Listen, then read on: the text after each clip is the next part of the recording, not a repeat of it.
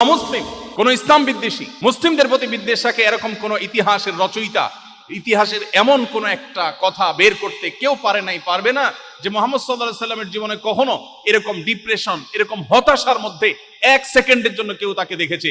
জীবনের এত হতাশার মধ্যে একটা মানুষ এমন ভাবে যার সাথে কথা বলেছেন মুস্কি হাসে কথা বলেছেন, প্রত্যেকটা লোক মনে করতো উনি আমাকে সবচেয়ে বেশি ভালোবাসেন, সবাইকে খুব আপন করে নিতে পারতেন।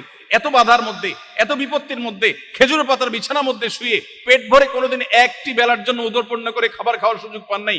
ক্ষুধার কারণে পেটে পাথর বাঁধতে হয়েছে এবং একের পর এক বাধা বিপত্তির মুখে পড়তে হয়েছে। গর্তে, গুহায়, হেরা গুহাতে, গারে শহরে পালিয়ে আশ্রয় নিতে হয়েছে, শত্রুর মোকাবেলা করতে হয়েছে।